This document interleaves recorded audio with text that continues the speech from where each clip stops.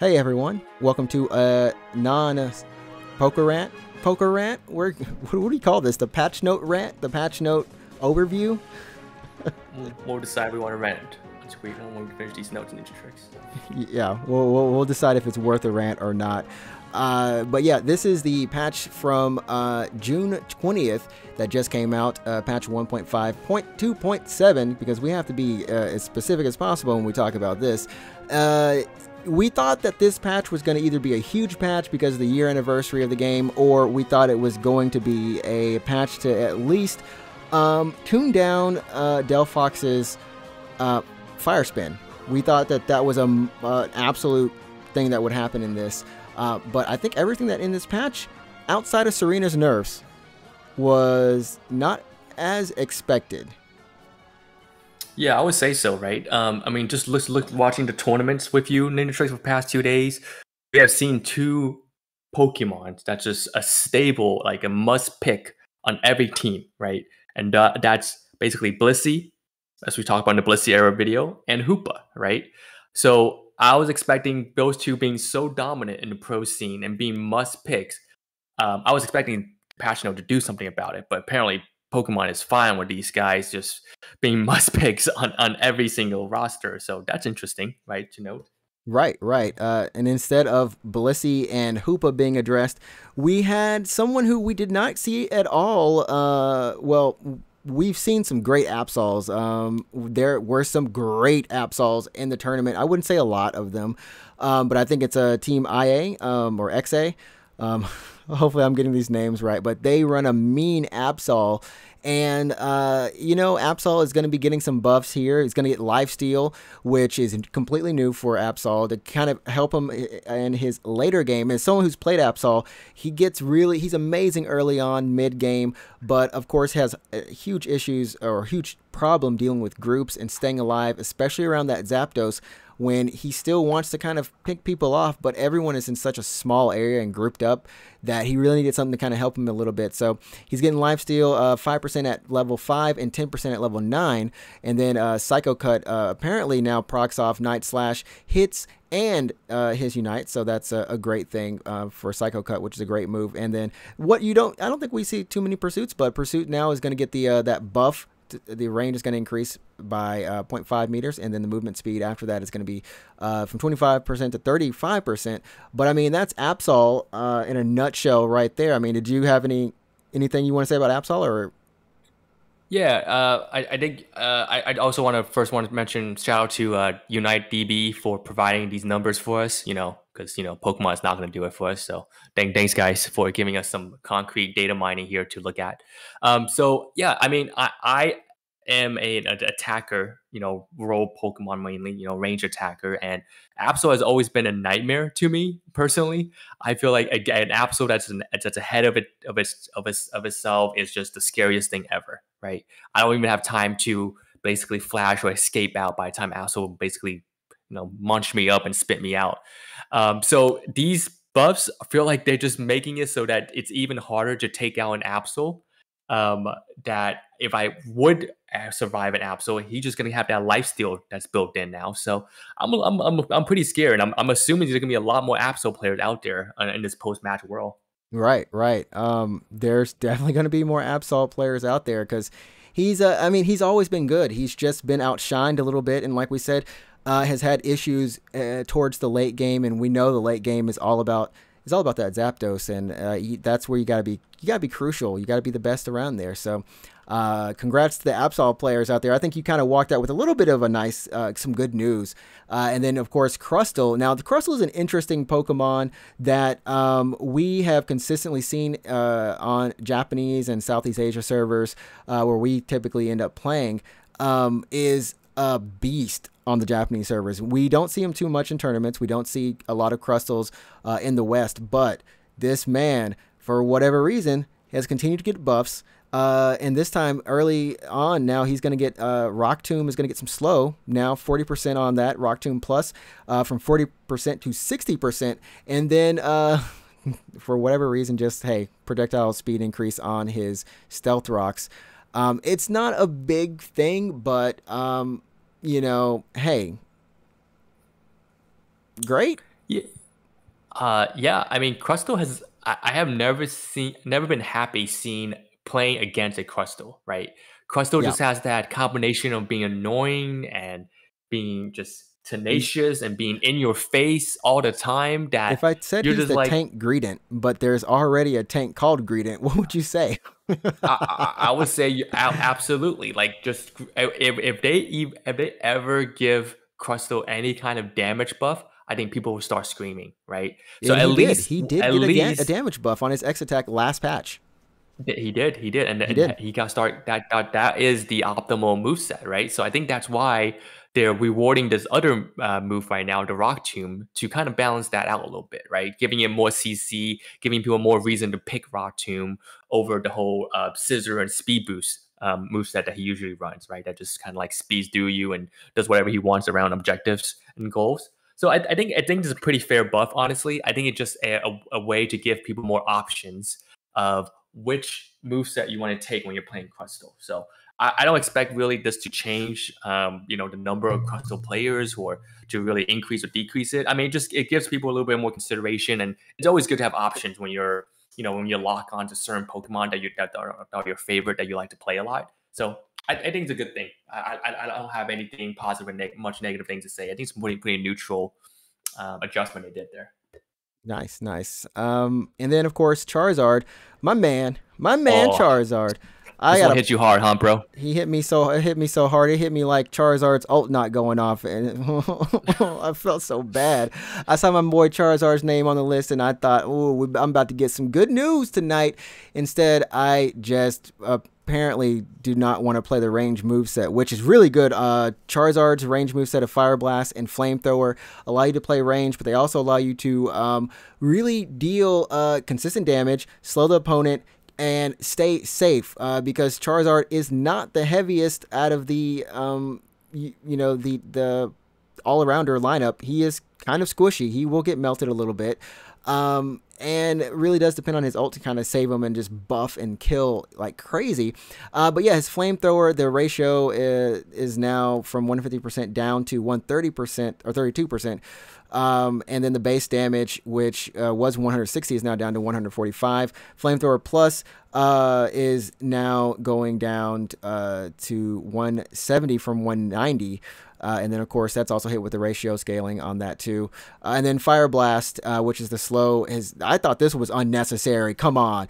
50% down to 35%. Give me 45. Come on. Give me 40. I'll take 40. I'll take a mid ground somewhere in there. Why are you doing this to my man? Yeah, absolutely, man. I think we talked about this even before this patch come out that you were looking more for like quality of life changes to Charizard, right? For a little more indication of when Charizard's ult was gonna get interrupted or not. Yeah. And Yeah. there really wasn't. I didn't see any kind of overpowered Charizardness No, he's from what I'm seeing from this patch, and I honestly really haven't seen Charizard being picked that much, honestly, right? So exactly. I'm actually really surprised, and I have a feeling this may be a response to maybe this being a tournament sleeper pick that we don't know about. Because normal, play level that we're at, Charizard seems fine, and didn't need these nerfs that he's didn't deserve these nerfs, right? That Exactly. he's getting right here. Exactly. Like we were talking about, you don't really see him too often in a lot of the tournaments. He is there now. He's there. It's not like he doesn't have a presence, but it's kind of hard to sometimes get a feel of what what the devs are actually balancing for. We see this in a lot of games. We see other people talk about this, but are the devs balancing for the pro scene, or are they balancing for the casual scene, or are they balancing somewhere in between? Honestly, I feel like they're balancing just for the game itself, for the Pokemon. They don't really. Sometimes I don't even know if they intend to push a meta or not, because some things have stayed in meta so long that they're just normal.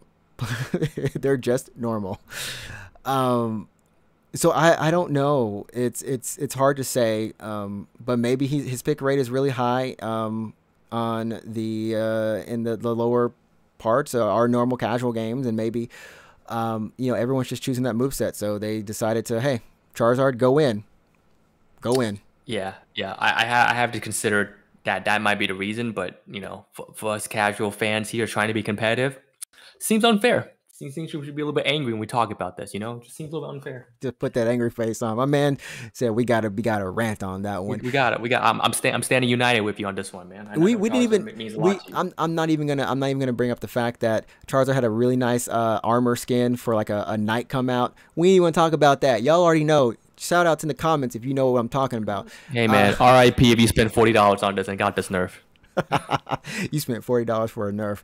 GG's. And Serena, which we knew Serena coming up here with the freaking stomp dance, however we want to call this. They did buff the stomp last patch, and it was kind of running rampant. We joked about it being back to kind of OG Serena, which was very much good at taking on 3 Pokemon at once and still winning. And this time I wouldn't call her that OG, but she was still taking on 3 Pokemon, ulting and then escaping.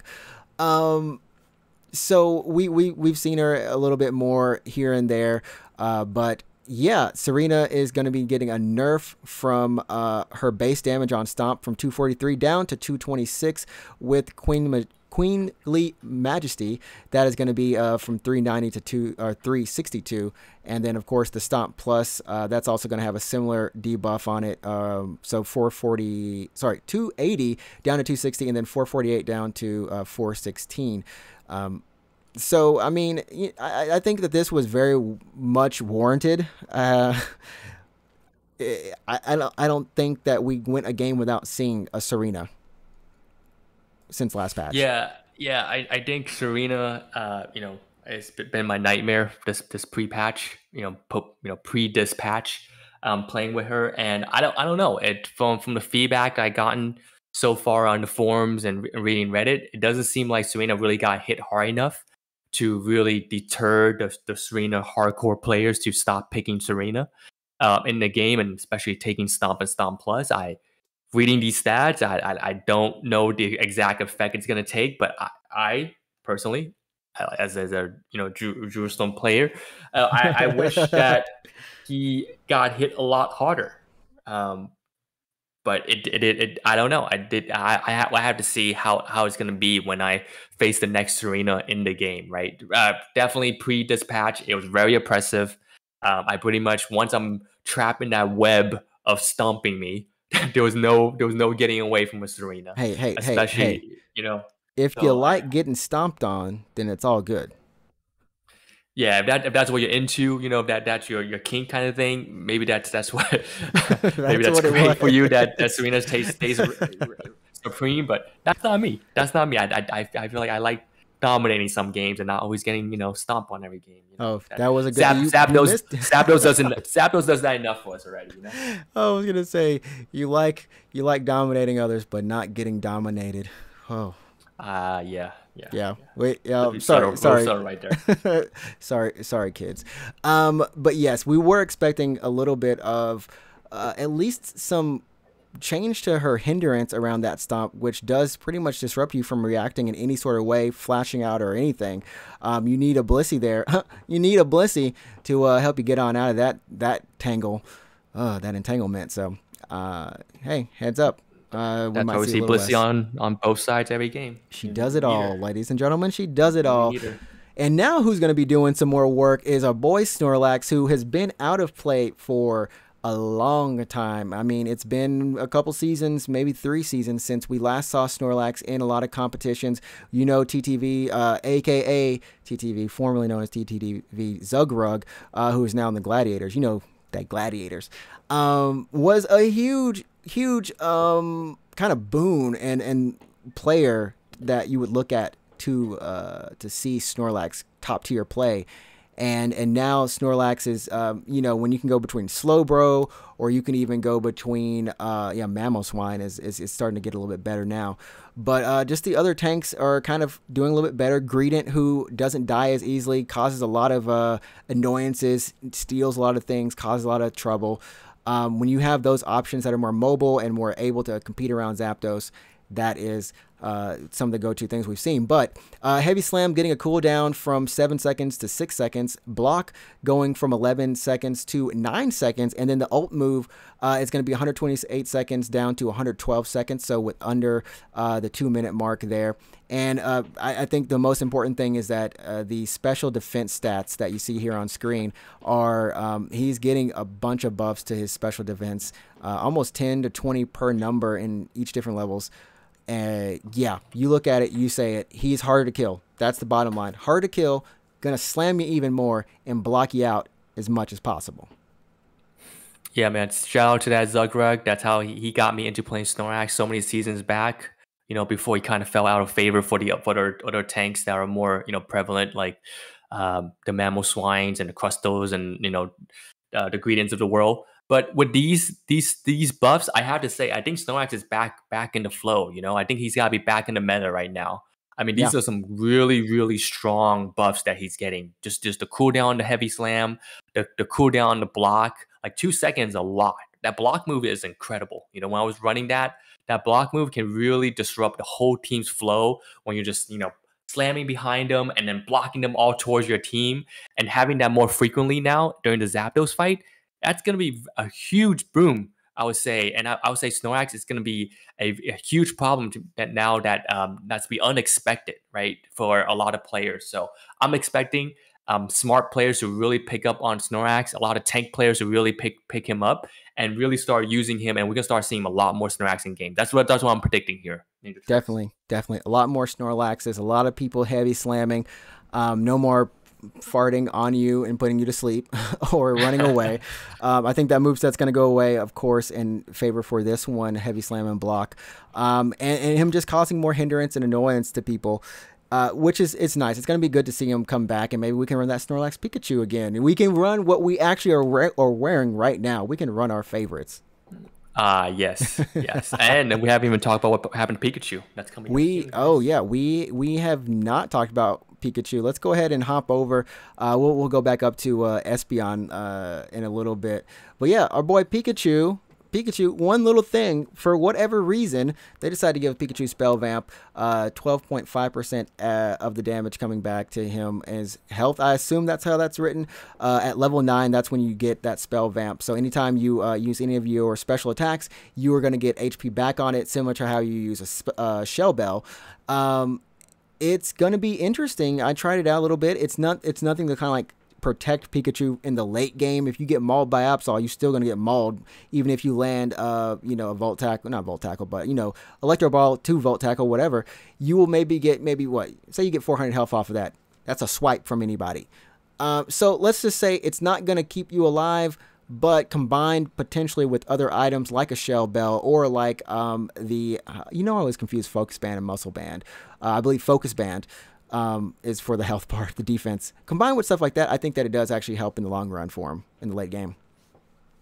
Yeah, I think Pikachu. I seen you play so many games of Pikachu, right, bro? So like, I really feel like he has an incredible, early to mid game. It's just in the late game he kind of fall a little bit flat. But with this addition now, he should have a lot more survivability, right? If you just be throwing out spells and getting that health back, just kind of weaving and dodging in there. I can see Pikachu being playing a little bit more now just with this. I mean, Pikachu's always been a fan favorite, so I'm sure they don't want him to be out of meta completely. Yeah, that is very true. Pikachu never really out of meta, never really in the meta, except for that one time he was definitely in that meta with the Thunder. It's really nice to see my boy Pikachu getting a couple buffs right there. And moving on to Espeon, DB says it perfectly. Most new releases fall into 2 categories. Either they come out incredibly oppressive, or they release as a lukewarm second option. And Espeon was definitely the latter, as they also said. She really lacked a lot of damage. She was meant to kind of do a lot of CC slowing, and CC slowing to teams as opposed to CC slowing to one specific Pokemon. And it kind of works, it doesn't, but long story short, she can survive. She's a good Pokemon. She has great tools that just don't do enough of what they should do. So Psyshock is going to get that stun increase from 1 second to 1.25 seconds. And on that first hit, we're going to see the base damage going from 380 to 410. And then the next hits that proc after that, 114, it's going to go to up to 123. And that's nice. Psybeam itself is going to be huge, which a move that did kind of a nice crit damage anyways. 410 is going to now see an increase to 540.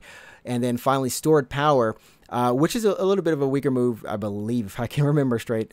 It's going from the base damage of 270 to 330, and the subsequent hits after that up to 99 from 81. So I played her a little bit, and she okay. I mean, it's only the numbers changed. What she does hasn't changed, and maybe that's something that needs to change. Gotcha. Yeah, Ninjatrix. Yeah, I mean, I feel like Espeon was one of those really hyped up champions that we thought was going to really come out and make some noise, right? Maybe take a slot away from someone, from an attacker. But that's really not what happened. And I think Pokemon Unite realized that and said, hey, now that we have this patch coming up, we should just throw him a whole bunch of damage buffs and see if that makes a difference. And I mean, it is, and on the surface, on paper, he's going to start doing more. But I don't know. It doesn't feel like there is really I guess a meta space for Espeon right now. That's how I feel, right? I don't think watching the tournaments that we have seen, there's really anyone that Espeon's really going to steal a spot for. That I'll say like a Chromonauts not going to take, right? Or like a Green Bird's not going to take. So I don't think he's really going to play much of a factor, even with these buffs coming in. I could be wrong, because it is a whole lot of stat changes happening with him. It is very true, and to just preference what I mean, very, very close, of course, to Sylveon. Same family of Pokemon tree right there. Same type of evolution speed. Both of them can be very good. Also with Ninetales as well. All three of those coming from Eevee. I think out of all three of those, you get either you pick a Ninetales or you pick a Sylveon, or you pick both if you really want to. But unfortunately, you really do have to kind of go in with a special team strat, I believe, for Espeon, and maybe that's what it actually takes for some of these unknown or lesser played Pokemon to get played, is teams running different strats. And right now, the game doesn't really allow you to do a lot of different strats and succeed. I think that's the key word: running those strats and succeeding. Because it all comes down to that zap at the end of the day. And sometimes those strats, if they don't have the damage or they don't work out completely at the end of the day, like at the very end, it doesn't matter. But yeah. It really doesn't. It really doesn't. If you don't have that impact during Zapdos, it's just going to fall flat. Exactly. And finally, let's get to the last two. The tank bros here. We got Mamoswine and Slowbro. Just starting off with Slowbro. They fixed the bug with Scald, so now instead of just ticking for two ticks for burn, it's gonna just keep ticking the full tick, which I don't even know the full tick, but hey, it seems like because that was the major thing, that Scald got buffed, and it does deal almost 2.4k per shot. It deals a lot of damage, so I think we're still gonna see a lot of Slowbros just muddling around holding people. And Mamoswine, I think this is the one we're going to, and I'm looking forward to seeing more Mamoswines in tournaments because he has a fun moveset. It's fun Pokemon. Icicle Crash cooldown is down from 10 seconds to 8 seconds. Ice Fang cooldown from 8 seconds to 7 seconds. And the Unite move down from 134 to 123 seconds. So getting it closer to that 2-minute mark. And honestly, I think we're going to see some Mamoswines running around, throwing icicles at everybody. I really actually support all these tank Pokemon changes they're making for the better. As you can see, these are all going to be buffs coming in with Mamoswine, Slowbro, and Crustle and Snorlax, right? Because I think we're in a meta place right now where there's really no need to run a tank, when you say. So this actually, I hopefully start introducing tanks back into the meta again, and forces people to say, I have to pick up a tank because tanks are so good right now. They have so much good stats going for them, good defensive stats going for them. They really make room for us during Zapdos, and they're really making an impact. And I, for one, like I said, I would love to play Snorlax again. So I'm hoping that's the shift we're seeing right now with this patch Exactly. and upcoming patches. Exactly, exactly. We joke about the whole tank bro situation of like having two tanks on a team, or sometimes seeing three tanks getting down. I think we're going to see hopefully some more viable options in that space of running a kind of tanky team, and it'll be really fun to see those interactions because if you have more tanks, then maybe there's less Blissies or maybe there's less Hoopas because you got to do more damage. But having a completely defensive team versus a completely offensive team and seeing who can kind of like square down and win those brawls, I think it makes for an interesting, fun matchup. But yes, we're going to see a lot more Mamoswines. I think Slowbro is still going to be there because he combines.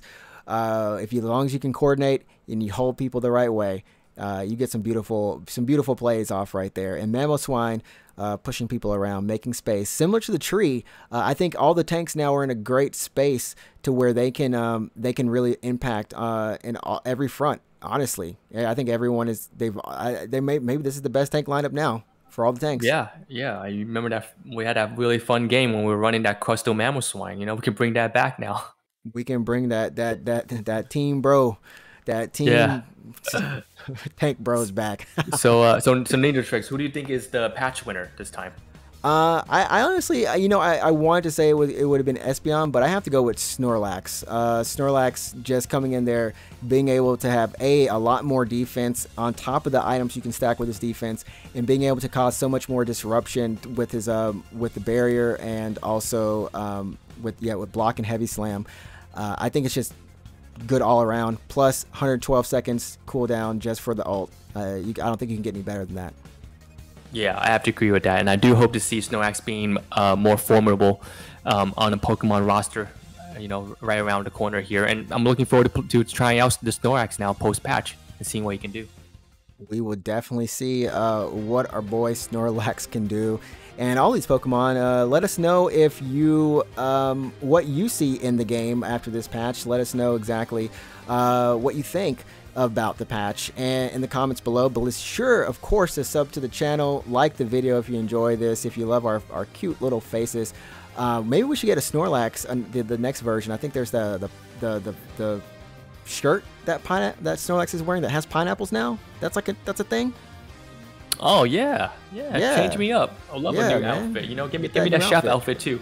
That chef outfit, we'll just get them all. We'll just make it. If we didn't buy them in the game, we just decided to have them made here. Someone's like, didn't that cost you just as much? You never know. We're great artists over here on this channel.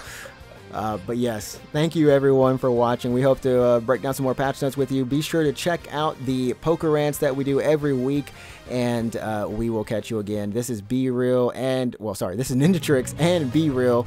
We are out for this week. Yes, sir. See you guys next week.